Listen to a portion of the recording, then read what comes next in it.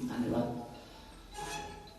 सम्पूर्ण सम्माननीय व्यक्तिहरू, यो पिरियडमा यत्रो धेरै अनुभव लिएर बस्नुभएका व्यक्तिहरूको अगाडि मैले यसरी बोल्न पाएँ, मेरो सौभाग्य हुन्छ।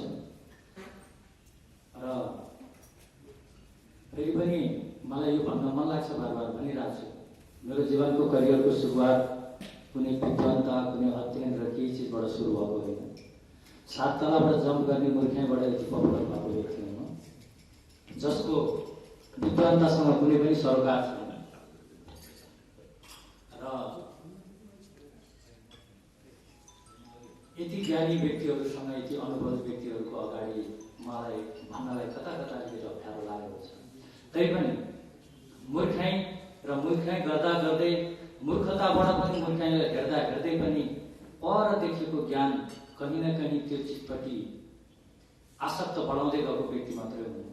र म मेरो आफ्नो अनुभवको कुरा गर्न चाहन्छु। र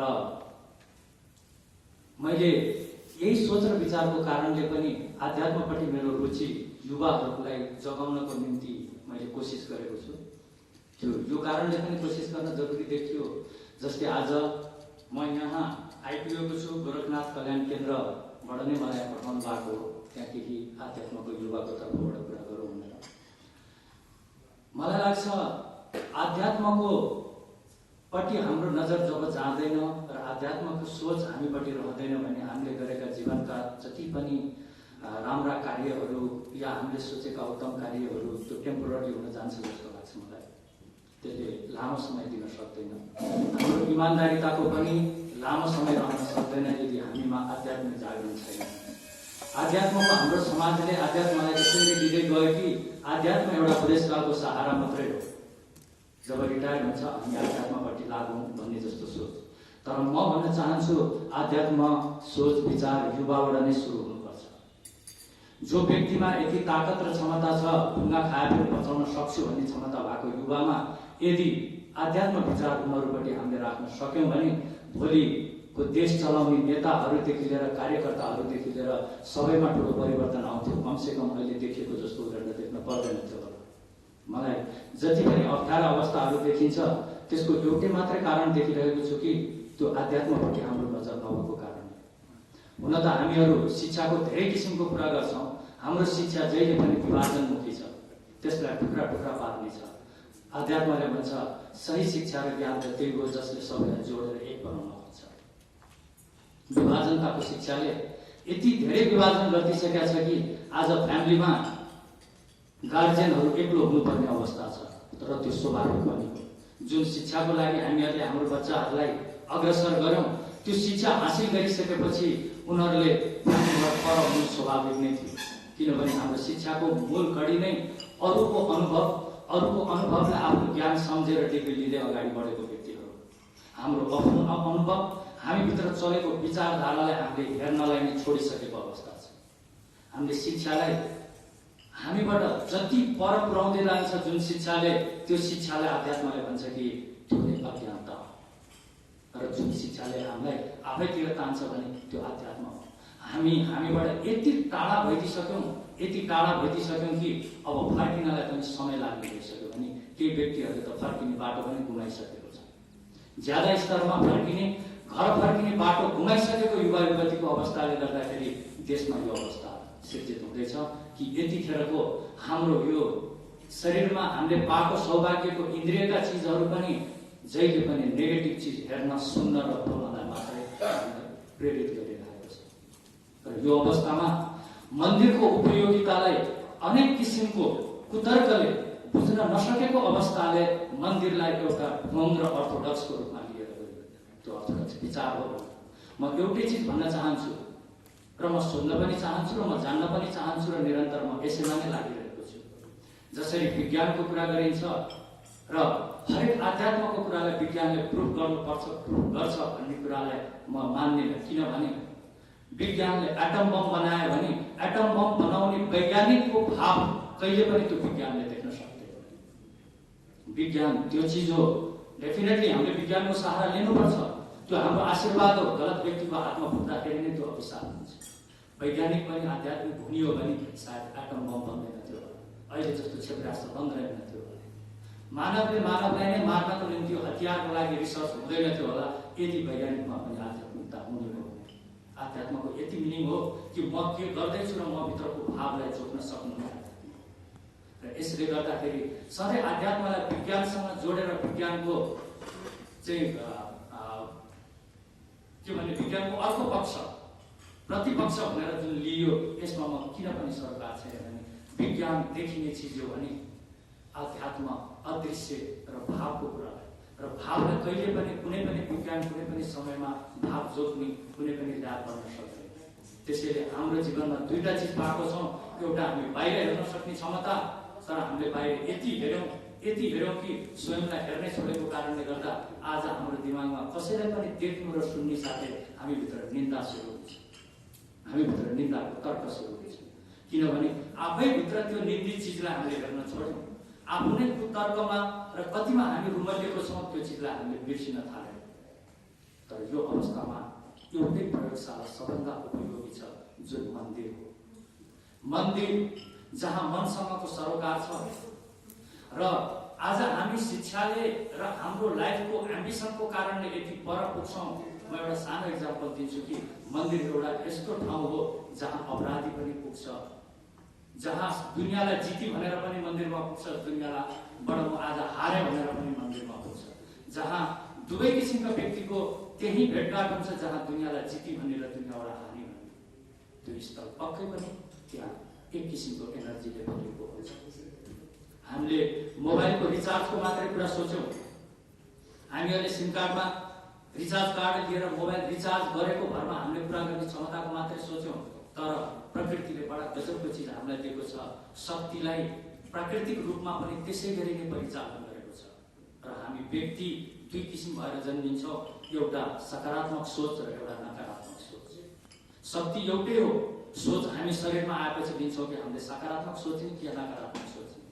हामीलाई थाहा छ कि हामी भिडमा कुनै पनि किसिमको भिडमा जाने साथै जहाँ मधुशालामा हामी पुग्यौँ त्यहाँ सबैजना रक्सीमा नसामा धुत भएर बसेको छ भने त्यो भिडले हामीलाई पनि तान्छ नै।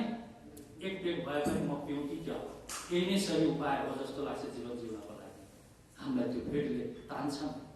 रमाइलो गरिरहेको ठाउँमा हामी पुग्यौँ भने रमाइलो गर्ने हामीलाई इच्छा हुन्छ नै, र आन्दोलन भएको ठाउँमा सबले ढुङ्गा हानेको देख्यो भने हामीलाई पनि एउटा ढुङ्गा भए पनि बर्साइदिहाल्नु जस्तो लाग्छ नै। त्यसबाट यो प्रुफ हुन्छ कि हामी कुनै न कुनै शक्तिबाट प्रभावित हामीलाई गर्छ भने मन्दिरको परिकल्पना त्यसरी गरिएको थियो कि एक ठाउँ जहाँ करुणा नै करुणाले भर्न सकौँ र विचलित मनस्थितिको व्यक्ति त्यो ठाउँमा जाँदाखेरि आफूलाई रिलिफ हुन सकोस्। त्यो एउटा प्रयोगशालाको रूपमा प्रयोग गरिएको हो। नभन्दै पनि आज हामी मन्दिरमा जति विश्वास लिएर त्यहाँ जान्छौँ हामीले त्यति नै विश्वास त्यहाँबाट बढाएर आउन सक्छौँ। यसमा आस्तिकता र नास्तिकताको कुरा नै छैन, यसमा हामी भित्रको भावको मात्रै कुरा हो। हामी मन्दिरमा जाने साथै हामीले ऊर्जालाई भरिन्छौँ, त्यो मन्दिरमा ऊर्जा पनि हामीले नै थप्छौँ। जब मन्दिरको संख्या कम र मन्दिरको बारेमा क्रिटिक ज्यादा हुन्छ भने समाजमा शक्तिले भरपूर भएर बसेका यङ्स्टरहरूलाई पनि विचलित हुन्छ भने त्यो यङ्स्टरहरूले जाने एउटा ठाउँ र थलोहरूले बनाउनुपर्छ। र सँगै नाइट क्लब र रमाइलो हुँदाहुँदै अबको हामीले सोचेको परम्परा, हामीले सोचेको संस्कृतिहरू जहिले पनि रक्सीमुखी हुँदै गएको कुरा। हामीलाई लाग्दैन हामी होसमा अब रमाइलो गर्न सक्छौँ। हामीलाई त रमाइलो गर्नलाई पनि बेहोसी हुनलाई हामीलाई रक्सी पिउन बाध्य हुन। यसले हामीलाई प्रुफ हुन्छ कि हामी कति विचलित छौँ जीवनमा। हामीलाई बेहोस गराउन चाहन्छौँ, होसमा बडा पीडा छ हाम्रो जीवन। त्यसले गर्दाखेरि मन्दिरको भ्यालु अब झन् ज्यादा भएको म महसुस गर्छु कि अबको युवाहरूले आफूलाई रमाइलो गर्न र क्षणभरको दुःखलाई मेटाउन नाइट क्लब र कुनै बारको सहारा नलिउन्। मन्दिर परम्परा एउटा त्यो परम्परा हो जहाँ सबैको करुणा, जसले करुणाले त्यही ठाउँमा गएर करुणावश कुनै चिजलाई हेरिरहन्छन् भने करुणाको भाव त्यहाँ हुन्छ नै। जसरी अघि मैले भने नाच गृहमा जाँदाखेरि सबलाई नाचु नाचु लाग्छ भने जस्तै त्यो मन्दिरमा करुणाले भरिएको ठाउँमा जाँदा हामीलाई पनि करुणाले त्यसले भरिदिन्छ। यतिखेर हामीमा कुनै न्युट्रिसनको कमी छ भने त्यो करुणाको नै कमी छ। हाम्रो शरीर सबै न्युट्रिसनले पर्याप्त पूर्ण भए पनि तर करुणा भन्ने न्युट्रिसन कमी छ भने कुनै पनि हामीमा भएको न्युट्रिसनले हामीलाई पूर्ण मानव हुन दिँदैन र हाम्रो मन्दिरको कुरामा हामी भन्छौँ कि यसमा पनि विवाद टुक्राउनको लागि धेरै किसिमको विवादहरू उठाइरहेको छ कि एउटा ढुङ्गाको मूर्तिलाई मान्ने या नमान्ने। मलाई त मेरो जिज्ञासाको कुरा, हामीलाई कहिलेकाहीँ लेख्दा लेख्दै पेनले पनि लेख्न भने हामीले रिस उठेर त्यो पेनलाई झट्काल्छ। जब कुनै पनि निर्जीव चिजमा हामीले रिस देखाउन सक्छौँ भने त्यो निर्जीव चिजमा हामी प्रेम पनि त देखाउन सक्छौँ। तर हामीले जीवनमा निर्जीव चिजमाथि हामीले रिस देखाएर चाहिँ होइन, तर त्यही निर्जीव चिजमाथि कसैले प्रेम देखाउँदाखेरि यो मूर्तिको के भ्यालु छ? हामी त्यो परम्पराबाट आएको हौँ। हामी ढुङ्गालाई पनि प्रेमपूर्वक हेरेर भगवान सम्झेर त्यसबाट पनि हामी करुणा लिन सक्छौँ। जब निर्जीवमा रिस देखाउन सकिन्छ भने निर्जीवमा प्रेम पनि देखाउन सकिन्छ। यो हामीभित्रको एनर्जीको अवस्था हो। त्यसैले आजको अवस्थामा हरेक ठाउँमा स्वदेशी पर्यटकीय अवस्था र मन्दिरको अपव्याख्या भन्दा पनि मन्दिरको ठुलो उपयोगिता छ। यदि मन्दिरको त्यो सही उपयोगिता नसोच्ने हो भने अबको शिक्षाले विज्ञानको ल्याबमा मात्रै बसेर होला हामी चन्द्रमामा पुग्न सक्छौँ, मार्समा पुग्न सक्छौँ, तर त्यहाँ पुगेर पनि सँगै बेचैनी त्यति नै लिएर जान्छौँ भने हामीले चैन पाउने ठाउँ कुनै ल्याबले बनाउन सक्दैन। त्यसैले मन्दिरको कुरा र धर्मको कुरा र तर्कको अपव्याख्याको कुरा भन्दा हामीले प्रकृतिको शक्तिलाई सोचौँ। प्रकृति शक्तिले भरिएको ठाउँ हो।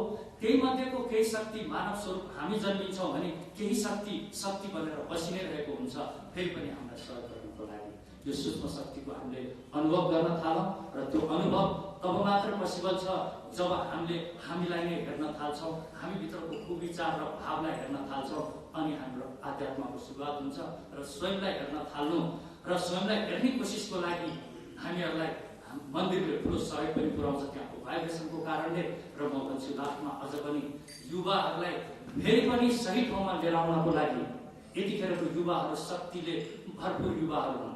शिक्षा, एजुकेसन र यो इन्टरनेटको कारणले यति पर आफै पर भइसकेका व्यक्तिहरू हुन्। स्वयं एकछिन पनि आफूसँग दोस्ती गर्न नसक्दाको विचलित अवस्थाले इन्टरनेट र न्युजदेखि लिएर सबै नेगेटिभ मुखी भएको अवस्थामा मन्दिरको प्रयोजनलाई हामीले फेरि पुरानो परम्परालाई सोध्दै अगाडि बढाउनु पर्नेछ। मन्दिरमा जाँदैमा हामी विज्ञानमा पछाडि पर्ने भन्ने पक्कै पनि होइन। हाम्रो मन्दिरको परम्परा र पूजापाठको परम्पराले हाम्रो वैज्ञानिकतामाथि पनि एउटा सकारात्मक भाव लिएर आउँछ र भोलिको वैज्ञानिकहरूले फेरि आणविक बम जस्तो बनाउने कोसिस र हतियारको परीक्षणको जस्ता कुराहरू गर्न छोड्नेछन्। त्यसको लागि हामीहरूले नै सङ्गठन बनाउँदै जाने हो र युवाहरूलाई आफ्नो ठाउँको भ्यालु, किनभने प्रकृतिले कोही पनि व्यक्तिलाई कहीँ जन्माउँछ भने उसको फर्ज बन्छ त्यो जन्मिएको ठाउँको लागि केही गर्नको निम्ति। जब आफ्नो आमाको भ्यालु बुझ्न सक्दैन तब आफ्नो जमिनको भ्यालु बुझ्न सक्दैन। यतिखेरको अवस्था भनेको देश छोडेर बाहिर जानलाई अग्रसर गराउने सरकारदेखि लिएर हाम्रो मनस्थितिदेखि लिएर हामी आफै पनि हाम्रो बच्चा बच्चीहरू बाहिर गयो भने भविष्य सुनिश्चित हुन्छ भन्ने जुन मानसिकतामा बसेको छौँ त्यो मानसिकताले अलिकति मात्रै पछाडि हाम्रै समाज संस्कृति र सबैलाई विध्वंस पार्दछ। त्यसैले यस्तो ठाउँमा आएर मैले आफ्नो सानो अनुभव मलाई लागेको कुरा भन्न पाएँ र यस पछाडि पनि अरू विशेष व्यक्तिहरूको अनुभवद्वारा म केही सिक्न पनि चाहन्छु। मलाई थाहा छ ज्ञानीहरू त्यही व्यक्तिहरू हुन् जो अज्ञानीको कुराबाट पनि धेरै ज्ञानका कुराहरू निकाल्नु हुनेछ र मैले फेरि पनि सुन्न पाउनेछु। हस्त नमस्कार। फेरि हामी कार्यक्रममा